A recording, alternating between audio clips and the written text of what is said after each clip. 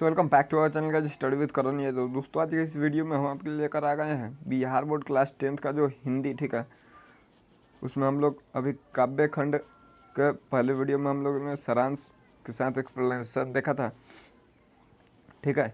और इस वीडियो में हम आपके लिए इस पार्ट के क्वेश्चन आंसर को लेकर आ गए हैं। राम नाम बिनु बिरथे जग जन्मा और जो नर दुख को दुख नहीं माने, ठीक है।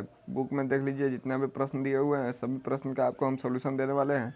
तो दोस्तों अगर आप चैनल पर पहली बार आए हैं चैनल को सब्सक्राइब कर बेल आइकन जरूर दबाइएगा ताकि जो भी अपडेट हो सबसे पहले आप तक पहुँचे, ठीक है। तो चलिए हम अपने क्वेश्चन आंसर को शुरू करते हैं, ठीक है। हमारा सबसे पहला प्रश्न आता है, हम इसको दो सेक्शन में बांट दिए हैं। पहला तो राम नाम बिनु बिरथे जग जन्म वाला जो पद है, ठीक है, उससे जो क्वेश्चन होंगे वो अलग होंगे, और जो न दुख को दुख नहीं माने उसमें जो क्वेश्चन होंगे वो अलग होंगे, ठीक है। तो पहले हम इससे प्रश्न को देख लेते हैं। काफ़ी छोटा छोटा हम आंसर लिखेंगे क्योंकि बोर्ड में आपको काफ़ी छोटा लिखना है, उसमें समझ अधिक भर होनी चाहिए, ठीक है। चलिए देखिए, सबसे पहला प्रश्न है, कवि किसके बिना जगत में यह जन्म व्यर्थ मानता है? किसके बिना? जब एक्सप्लेनेशन वाला वीडियो था तो इसमें बताया गया था कि कवि किसके? राम नाम के बिना। एक वर्ड है क्या? राम नाम के बिना। बस बात खत्म, आंसर हो गया। किसके बिना जगत में जन्म? अब बानी कब 20 के समान हो जाती है? बानी कब 20 के समान हो जाती है? तो ये वाला इसी में दो प्रश्न है, देख लीजिए। राम नाम के बिना बानी हमारी 20 के समान हो जाती है। छोटा सा आंसर है, काफ़ी आसान है और आपको 2 नंबर एकदम पक्के मिलेंगे अगर क्वेश्चन आते हैं तो। चलिए अगला प्रश्न है हमारा दूसरा नंबर, जिसमें बोला जा रहा है, नाम कीर्तन के आगे कवि किन कर्मों को व्यर्थ सिद्ध करते हैं? नाम का कीर्तन के आगे कवि किन कर्मों को व्यर्थ सिद्ध करते हैं? तो किन कर्मों को व्यर्थ सिद्ध करते हैं यहाँ पर लिखा गया है, एक बार मैं आपको पढ़कर समझाने का प्रयास करता हूँ। कवि गुरु नानक जी कहते हैं कि राम कीर्तन ही एकमात्र सुकर्म और सारे कर्म व्यर्थ हैं, ठीक है। राम कीर्तन ही एकमात्र कर्म सही कर्म है, ठीक है, और सारे कर्म क्या है? व्यर्थ है। जैसे व्यर्थ कौन कौन से हैं? दंड, कमंडल, चोटी और जनेऊ धारण करने तथा विभिन्न तीर्थों का भ्रमण करने, जीवन में शांति, यहाँ पे शांति है, आप नोट कर लीजिए, जीवन में शांति नहीं मिल सकती है। राम नाम तथा भजन के बिना ये सारे कर्म व्यर्थ है। राम नाम का कीर्तन ही शांति प्रदान करता है और यही सार्थक कर्म है। एकदम सटीक आंसर लिखा गया है, आप लोग अपने नोटबुक में नोट कर सकते हैं, या आप इस सीट को PDF लिंक लेना चाहते हैं तो आप हमारे टेलीग्राम पे आ जाइए, वहाँ पे डाउनलोड कर सकते हैं।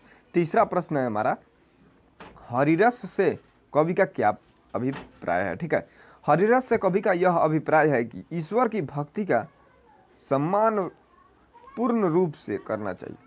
ईश्वर की भक्ति का हमको पूर्ण रूप से क्या करना चाहिए? इज्जत सम्मान करना चाहिए हमको, ठीक है। हरिरस से कवि का यही अभिप्राय है। काफ़ी आसान आसान प्रश्न है। तो इस प्रकार ये 3 प्रश्न हमारे किससे थे? राम नाम बिनु बिरथे जग जन्मा से।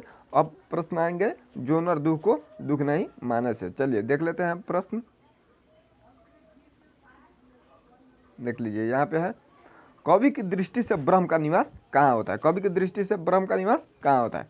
तो कवि की दृष्टि से जो सुख स्नेह और भय से प्रभावित नहीं होता है, जो सोना को मिट्टी समझता है, जो निंदा और प्रशंसा को समान भाव से लेता है, जिसे न लोभ हो, न मोह हो और न ही अभिमान, हर्ष शोक एवं मान अपमान से जो परे हो, जिसने सांसारिक इच्छाओं को अपने मन से त्याग दिया हो, जिसके भीतर न काम उत्पन्न हो और न क्रोध, उसी के शरीर में ब्रह्म का निवास होता है।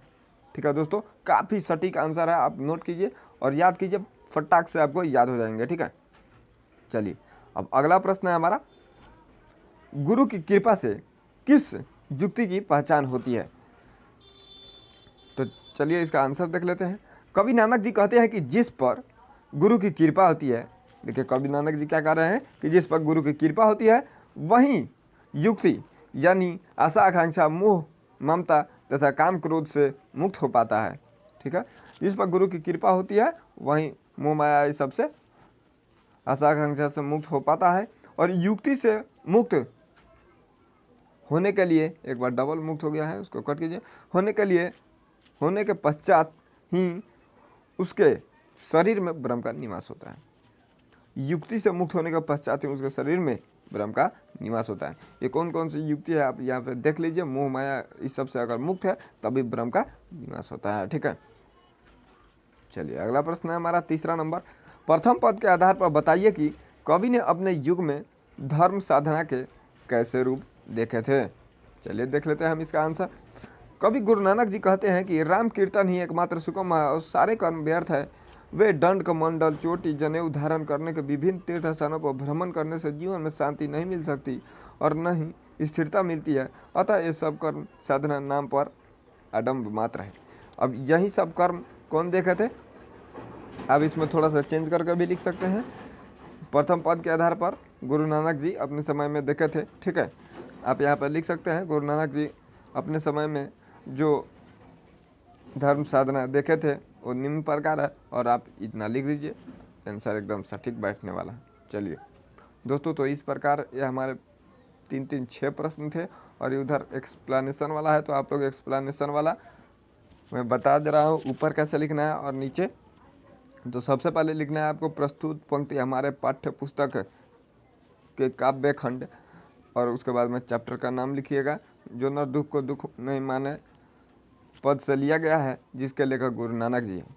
इस पंक्ति के माध्यम से गुरु नानक जी बताना चाहते हैं कि राम नाम के बिना व्यक्ति उलझ कर मर जाता है। 1 नंबर का खत्म हो गया, ठीक है।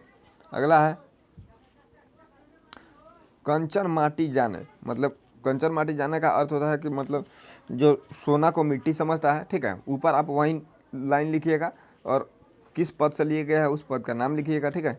अगला है हमारा हर्ष शोक तेरा है निहारो ना ही मान अपमान, ना उसको खुशी दुखी में कोई ऐतराज हो और ना ही मान अपमान में, ठीक है, वो वाला है। आप एक्सप्लेनेशन हम आपको दिए हैं, आप वहाँ से भी लिख सकते हैं, ठीक है।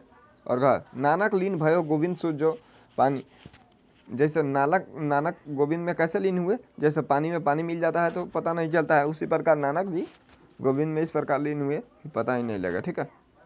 और 9 नंबर प्रश्न का कोई इसमें काम नहीं है, ठीक है।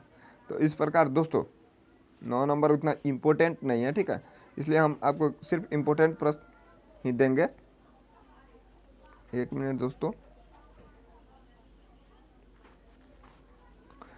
तो दोस्तों एक छोटा सा आपको वीडियो उम्मीद करते हैं कि काफ़ी पसंद आया होगा, और अगर पसंद आया होगा और क्लास 10th का आप तैयारी करना चाहते हैं, 2022 में एग्ज़ाम देने वाले हैं, तो हमारे चैनल को अभी सब्सक्राइब करें ताकि जो भी अपडेट हो सबसे पहले आप तक पहुंच सके।